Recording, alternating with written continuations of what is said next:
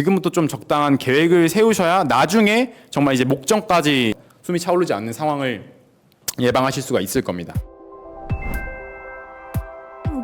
동패고, 운전고 설명회 다녀오신 분들 있으실까요?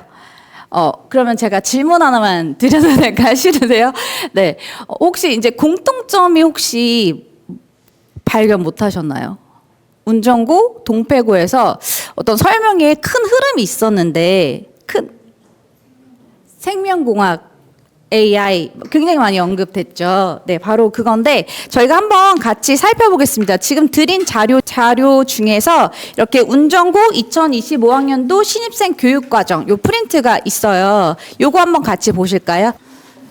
자, 운전고에서는 미래 핵심 역량을 갖춘 리더 양성을 강조하면서 반도체, AI, 항공 분야 교육 과정을 중심으로 운영하겠다라는 테마로 커리큘럼을 발표를 했고, 지금 보시면 그 칸이 두 칸이 있습니다. 이렇게 두 번째 칸을 보시면 첫 번째 칸은 이 필수 과목이에요. 학생들이 반드시 선택해야 하는 필수 과목이고, 그리고 두 번째 칸을 보면 이게 선택 과목이거든요. 선택 과목을 보시면 이따가 과학 선생님이 자세히 설명을 해주시겠지만 과학 과목이 굉장히 많이 들어와 있습니다. 중간 이하 보시면요, 물리학 실험, 뭐 화학 실험, 생명과학 실험, 뭐 지구과학 실험, 고급 물리학, 고급 화학, 고급 생명과학, 고급 지구과학, 이렇게 과학 과목이 굉장히 많이 들어와 있는데 이 과목들은 실제로 과학고등학교에서 개설되는 과목이라고 합니다. 동패고 역시 며칠 전 있었던 설명회에서 2025년부터 2027년까지 공학, AI 디지털 융합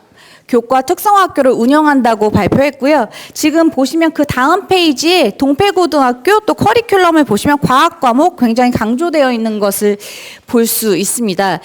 사실은 일반고 중에서는 뭐 운전고는 당연히 물론이고요. 동패고가 좀 수학과 과학이 좀 어렵다, 이렇게 이제 평가가 되고 있거든요, 학생들 사이에서. 동패고도 이제 이런 흐름에 맞춰서 커리큘럼을 개설한 것으로 보입니다. 결국은 이런 과목이 고등학생들이 이수해야 하는 한국형 스템 과목이라고 보시면 되는데, 저희 학원이 선생님 아마 되게 부담스러우실 것 같은데, 저희 학원이 이런 추구하는 방향은 솔직히 이런 어떤 하나의 틀을 정해놓고 틀 안에서 움직이지는 않습니다. 저희가 니콜 영어 학원이라는 이름으로 2017년도에 개원을 했어요. 그리고 나서 2022년도에 수학학원을 개원을 했고요. 수학학원 개원했을 때 다른 목적은 사실은 없었습니다. 저희 학원이 운전고 학생들을 1등급으로 많이 만들어냈고, 그래서 그 학부모님들의 입소문을 타고 많은 그런 상위권 학생들이 타고 많이 들어왔고, 저 학원에 가면은 영어를 잘하게 된다, 이제 이런 입소문이 퍼지면서 저희 학원이 딱 굳건히 자리 잡게 되었는데, 막상 영어는 아이들이 1, 2등급을 가져가지만 수학에서 등급이 굉장히 많이 안 나오더라고요. 그래서 그 고민에서 출발한 학원이 저희 수학학원이고요. 올해 지금 8월 달에 과학을 새롭게 개설했습니다. 역시 마찬가지인데, 운전고 학생들을 보니까 1학년 때는 좀 어떻게 버티다가 과학 과목에서 힘들어하지만 물리, 화학 파트가 나올 땐 좀 버티지만 2학년부터 과학 과목에 있어서 점수가 많이 무너지더라고요. 그리고 공통적으로 한 얘기가 과학도 선행을 할 걸, 그리고 과학을 어떻게 공부해야 하는지 굉장히 헤매는 걸 보면서 과학 과목을 이렇게 8월 달에 개설을 했습니다. 이거는 이따가 선생님이 굉장히 자세히 잘 설명을 해주실 거기 때문에 이 정도만 하고 제가 넘어갈게요. 그래서 이제 통합과학에서 내신이 사실 이제는 거의 수능이랑 거의 같아진다고 보시면 될 것 같고, 특히 운전고는 아마 이렇게 될 가능성이 매우 높습니다. 그래서 어떤 식으로 하면 효율적으로 공부할 수 있을 것인가에 대한 고민을 사실 많이 하겠죠. 여기부터가 사실 제일 어떻게 되면 도움이 될 만한 얘기들인데, 올해 나온 동패고등학교에서 이제 신입생 설명회에서 나와준 배부된 자료고요. 이 빨간색 네모 박스를 확대해서 이렇게 제시를 한 겁니다. 좌측은 문과 과목 계열이고요. 우측은 이과 과목 계열입니다. 선택지가 12개예요. 7개, 5개입니다. 12개인데 여기서 내가 원하는 거 3개를 고르는 겁니다. 여기서 3개를 고르는데 아이들이 과연 뭘 고를 것인가? 어떤 선택지를 골라야 하는가? 이게 본인이 잘하는 거 고르는 게 유리한가? 이런 의문이 들 거예요. 왜냐하면 예를 들어서 만약에 내가 어릴 때부터 책을 많이 읽어 세계사에 능한데 세계사를 골랐더니 전교에서 응시자가 20명이야. 그러면 1등급이 그렇죠? 그러면 정말 한 명, 두 명 이런 식으로 이제 1등이 1등급, 2등이 2등급 이런 식이 될 거니까 사실 등급 따기가 너무 어려워지는 거예요. 근데 사실 그런 경우가 지금도 허다하게 많이 발생하고 있고 그것 때문에 사실 아이들이 이런 과목 선택에 있어서 되게 어려움을 많이 겪고 있어요. 이 운전고입니다. 운전고도 마찬가지로 1학기 것만 제가 정리를 드린 건데 1학기 거 같은 경우에는 좌측 6개, 문과, 이과 과목으로 제가 분리를 했습니다. 아이들이 이제 어떻게 선택하는가 선례를 보면 좀 도움이 되겠죠. 그래서 현재 지금 고등학교 2학년 제가 가르치고 있는 학생들의 선례를 한번 보여드리겠습니다. 그래서 지금 현재 운전고 2학년 전교생은 423명인데 이 친구들 황금돼지띠라 조금 많은 편이에요. 이거보다는 조금 적어야 한 300 후반 정도 된다고 생각하시면 될 것 같고 서로 입학하는 인원도 비슷할 겁니다. 그래서 이 친구들이 지금 개정 전 미적분을 400명이 선택했어요. 그러니까 여기서 개정 전 미적분이라 하면 미적분 2를 말씀드리는 겁니다. 개정 후에. 그러니까 요게 시사하는 바는 아이들이 대부분 이공계열이라는 거죠. 운전고 지원을 희망하시는 학생이나 학부모님께서는 요걸 좀 숙지를 하셔야 될 것 같아요. 대부분 이공계열이다. 그럼 이제 문과 과목 선택하면 뭐에서 남는 인원끼리 경쟁을 해야겠죠. 마찬가지로 물리 선택자 250명 정도 됩니다. 거의 과반수 이상 선택을 하고 있는 상황이고 사실 나머지들 중에서 대부분 화학 또는 지구과학이 대다수긴 해요. 거의 뭐 세계사 이런 과목이 아예 개설이 안 된 과목도 있다고 들었어요. 한국지리 이런 거 개설이 안 된답니다. 인원수가 너무 적어서 한반 인원수가 막 3명 이러니까 개설을 안 하고 폐강을 시키고 그 친구들은 다른 과목 골라.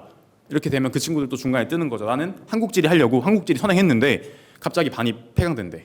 학교 진학에 있어서 이런 부분들 내가 어떤 과목을 선택을 해야 되는가 또 사실 되게 중요할 것 같아요. 나중에 가서 이미 선택했는데 그 정정이 잘 안 되거든요. 현재 고3도 당연히 이제 비슷한 양상이고요. 개정 후에도 뭐 이런 어떤 이공계열이 좀 우세한 거는 운전고 안에서는 좀 유지가 될 것 같고요.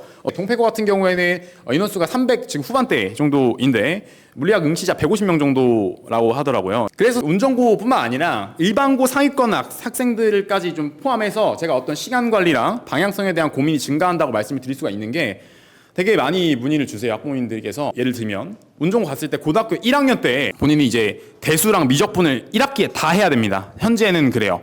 그러면 사실 그것만으로도 아이들이 이미 부담이 맥스인데 거기다가 물화생지 중에 3과목, 2과목을 해야 되는 거니까 사실상 선행이 아까 말씀한 것처럼 선행이 안 돼 있으면 반도 따라하기 어려운 대부분 다 한 바퀴는 무조건 돌고 가요. 제가 운전고 학생이 한 50명 정도 됩니다. 현재 고등학교 1, 2학년 포함해서요. 전교권 학생들도 있고 중하위권 학생들도 있는데 그 학생들 이제 대부분 이제 좀 양상을 보면은 고등학교 1학년 올라갈 때 정말 본인이 고등학교 2학년 과정까지 끝낸 친구들이 있어요. 그 아이들은 그냥 지금 편하게 시험 보면서 다닙니다. 지금 아예 그냥 고등학교 2학년인데 저희 학원에 그 모의고사 수능 모의고사반이 있거든요. 그래서 그걸 듣고 있어요. 고등학교 2학년인데 본인이 이제 다 했으니까 그 정도 돼야 그 친구가 심지어 전교권 완전 상위권도 아니에요. 그냥 전교 한 10등, 20등 사이 정도 되는 친구가 그 정도인데 사실 그 위에가 엄청 치열하겠죠. 뭐 1, 2점 차이로 갈리겠고 또 학원 다니시는 것도 아이들이 생각을 하셔야 되는데 지금은 좀 체감이 안 되시겠지만 아이들이 당장 고등학교 1학년만 돼도 운전고 아시겠지만 평일에 못 나옵니다. 그렇죠? 평일에 못 나오니까 그러니까 애들이 이제 사교육을 받을 수 있는 시간이 되게 한정적이에요. 뭐 예를 들면 이제 금요일 저녁, 그다음에 이제 토일인데 이제 예시를 들어보면은 현재 이제 대수와 미적분을 내가 학원을 다녀야 되는데 금요일 저녁과 토일 합쳐서 대수 미적분을 한 번에 2타임 이상 절대 들을 수가 없겠죠. 절대적인 시간이 그냥 안 나옵니다. 그래서 좀 선행을 계속 강조를 드리는 거고. 그래서 요거는 제가 그래서 어떤 중학교 3학년 기준으로 좀 로드맵을 예시를 짠 거예요. 제가 현재 고3 아이들은 제가 좀 짜주고 있어요. 고3 아이들은 제가 뭐 고2 때 본 친구들 같은 경우에 고2 때부터 어떻게 공부를 하는지 혹은 제가 이제 물리학이나 수학을 가르쳤을 때 어떻게 공부하고 어디까지 공부를 몇 바퀴 돌릴 건지를 좀 구체적으로 짜는데 요거는 그냥 좀 간단하게 좀 적어드린 거고요.